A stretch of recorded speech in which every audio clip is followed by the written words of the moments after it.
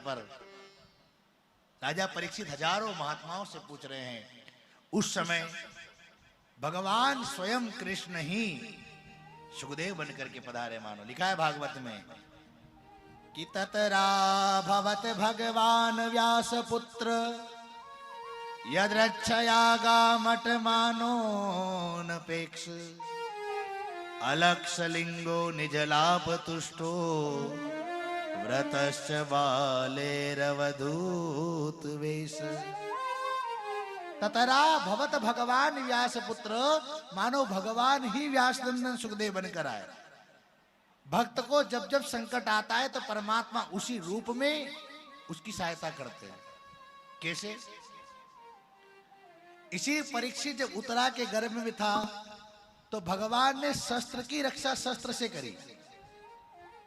जब अश्वत्थामा ने शस्त्र चलाया ब्रह्मास्त्र, तो भगवान उत्तरा के गर्भ में जाकर शस्त्र घुमाकर रक्षा करते हैं। और इस बार शस्त्र से प्रहार नहीं हुआ, इस बार एक महात्मा ने वाणी से श्राप दिया। देखो भगवान कितना दयालु है, वो भगवान अपने भक्त का कल्याण करने के लिए वाणी से कल्याण करने आ रहे हैं। भगवान तब आएगा जब आपका रिश्ता उसके साथ बहुत बढ़िया हो। परीक्षित का व्यवहार, परीक्षित की भजनावली, परीक्षित की नियमावली बहुत बढ़िया थी, इसलिए भगवान परीक्षित को मिलने में ज्यादा टाइम नहीं लगाया। ततरा भवत भगवान व्यास पुत्र। सज्जनों, भगवान को प्राप्त करना है तो एक युक्ति और मेरे बुद्धि में आ रही है, मेरे चित्त में एक चीज और आ रही है, मैं आपको बताना चाहूंगा कि भगवान को प्राप्त करना है ना, तो भगवान से रिश्ता बनाओ।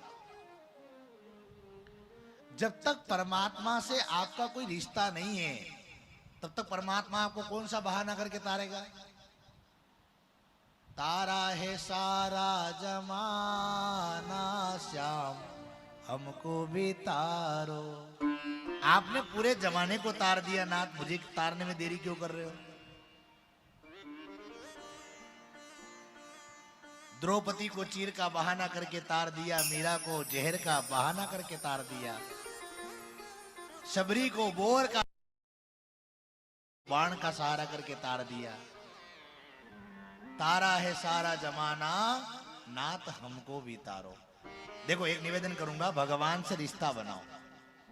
और आपको कभी दुख हो ना कि आपके पिता नहीं है, किसी को दुख हो मेरी माँ नहीं है, किसी को दुख हो कि मेरा भाई नहीं है, किसी को दुख हो मेरी बहन नहीं है, किसी का पति ना रहा हो, तो ये कह दो कि जिसका जो न हो, आप भगवान को वो मान लो, ताकि आपका रिश्ता भगवान से अच्छा जुड़ जाएगा। बिना रिश्ते के परमात्मा किसी को स्वीकार नहीं करता। सुदामा ने भगवान को मित्रता बनाकर भजा है, सुग्रीव ने भगवान से मित्र भाव में, हनुमान जी ने भगवान को स्वामी मानकर भजा, जटायु ने भगवान को पुत्र मानकर भजा है। भगवान के पिता जटायु जी महाराज है। एक कथा आती है राम कथा में, कभी आपने सुना होगा कि भगवान राम के प्रथम पिता जटायु जी महाराज है। दशरथ जी तो बाद के पिता है, प्रथम पिता तो जटायु है। मीरा ने भगवान को अपना पति मानकर भज लिया। भगवान से रिश्ता रखना पड़ेगा, कोई सा भी रिश्ता रखो। अयोध्या के अंदर एक महात्मा हुए जो राम जी को अपना चेला मानते। क्या मानते हैं? चेला।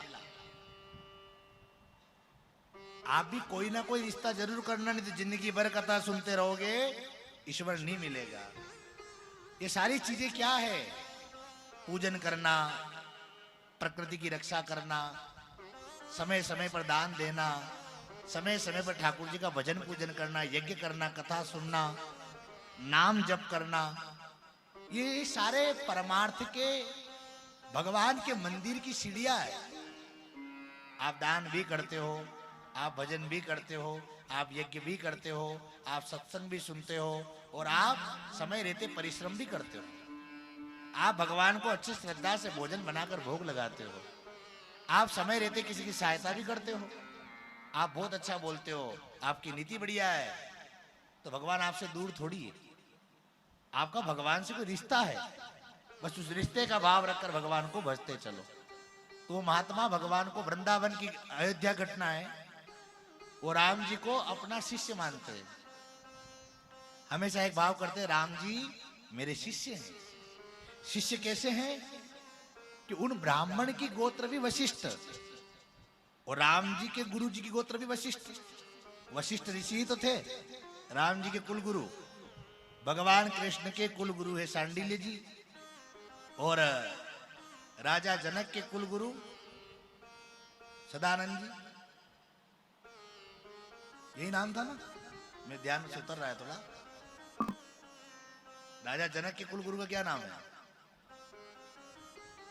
शायद सदानंद ही है। और राम जी के गुरु जी का नाम है वशिष्ठ ऋषि, और कृष्ण भगवान के कुल गुरु का नाम है सांडिल्य ऋषि। तो वशिष्ठ गोत्र होने से उन्होंने कहा इनकी गोत्र वशिष्ठ, मेरी गोत्र भी वशिष्ठ। तो अब तो राम जी मेरे चेला और मैं राम जी का गुरु। राम जी को प्रणाम करते, राम जी का दर्शन करते, और फिर राम जी को पढ़ाने बैठते, पागल में डंडा लेते। राम गणानांतवा सुनाओ, राम ये मंत्र सुनाओ। नहीं सुना रहे हो, मार पड़ेगी बहुत जोर की। डंडा लेकर के फिर वो देखते कि राम जी का चेहरा थोड़ा सा ऐसा हो गया। राम गलती कर, बेटा गलती हो गई, अब माफ करो, बाकी आप याद भी तो नहीं करते हो। चलो आज याद नहीं हुआ कोई बात नहीं, कल ये मंत्र पूरा सुना देना। रोज राम जी से ऐसी बातें करते थे। राम जी को अपना चेला मानते। लेकिन एक दिन याद आया कि बहुरानी सीता मंदिर के अंदर ऐसे बैठती है, और मैं बार बार जाता हूं ना तो वो घबराती है। घबराती क्यों है?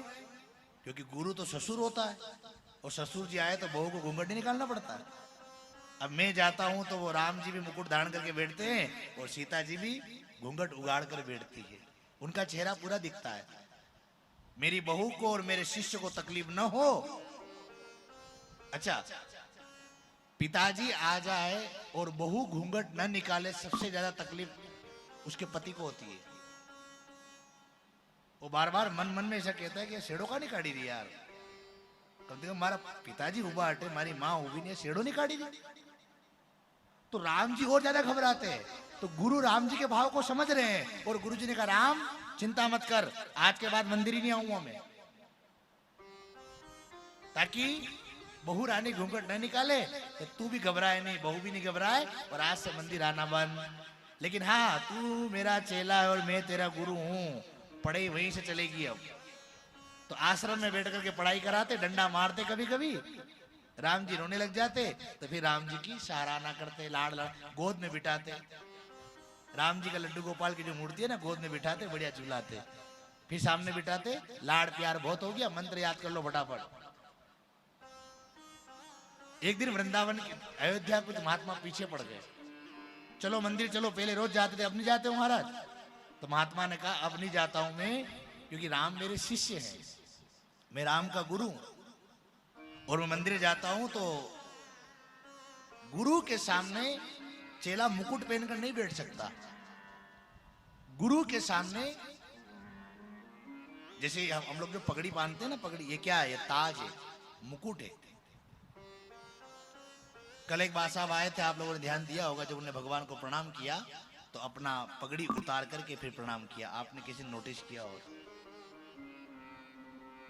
ये मुकुट है, ये माता बहने, ये बाल जो है ना, बाल पाप है, पुण्य नहीं है। इसलिए महात्मा थोड़े थोड़े दिनों में मुंडन कराते हैं। क्या है? पाप है। भोजन करते समय थाली में बाल आ जाए, समझ लेना चाहिए भोजन महापाप है। उस भोजन को तुरंत हटा दो सामने से, उसमें से बाल निकाल कर फेंक दो, उसी भोजन को कर जाओ, महापाप है। तो माता बहनों को घूंघट क्यों निकलवाया जाता है? इसीलिए ताकि बाल, और खाली माताओं के लिए नहीं है, पुरुषों के लिए भी था। हमारे सब पुरुष पहले पगड़ी बांधते थे, फेटा बांधते थे। आज भी हवन पूजन पाठ होता है तो साफा बांधा जाता है। क्यों बांधा जाता है? ताकि पूजन की थाली में कहीं बाल टूट कर न गिर जाए। सारी प्राचीन चीजें सब छूटती जा रही है। पहले लोग धोती पहनते थे, आज कहाँ धोती पहनते महाराज। अब तो कोशिश करते हैं पैंट शर्ट में पूजा हो जाए तो बढ़िया है, धोती पहना करो। पुराने जमाने में जितनी भी शर्म थी ना, आज वो फैशन बन गई है। हमारी माता जी स्कूल पढ़ने जाते थे और पेंट एक बार फट जाती कभी, तो माँ से कहते, माँ गरीबी शुरू से रही है परिवार में, माँ ये पेंट फट गई है और फटी पेंट पहन के नहीं जाएंगे, नई पेंट लाएगी। तो माँ ने कहा नहीं लाएंगे तब लाएंगे। तो माँ उसी समय उस पेंट को सुई धागा लेकर के सिल देती थी, रप्पू कर देती थी। देखा, समझा ना आप लोग? तो चलते थे तो वो हाथ उस रप्पू पे रख के चलते थे, कोई देख नहीं ले। थोड़ी बहुत कहीं पेंट फट जाती है, शर्ट फट जाता तो हाथ ऐसे रखते थे ताकि किसी को पता नहीं चल जाएगा हमारे कपड़े फटे। और आज एक सज्जन बैठे थे हमारे पास में, और जैसे ही खड़े हुए, जैसे ही नीचे बैठे, तो उनका घुटना पेंट से बाहर आ गया। करोड़पति थे, करोड़पति। हमने कहा एक जमाना था जब फटी पेंट पहनते थे तो खुद को शर्म आती थी। रात देखो फैशन बन गई है। लोग कहते गुरुजी हवा है, हवा, जमाना ही ऐसा है, हवा ही ऐसी चल रही है। अब जमाने के साथ हवा के साथ चलना पड़ता है। तो हवा के साथ तो धूल उड़ती है, आप क्या धूल हो? हवा के साथ मकान नहीं उड़ते हैं, हवा के साथ तो धूल उड़ती है। और जो बार बार हवा देख देख करके फैशन बदल दे, समझ लेना है खाली धूल ही है, कचरा ही है। हवा के साथ तो कचरा उड़ता है। बार बार फैशन क्यों बदल रहे हो? आप तो वहीं रहो ना चाहते।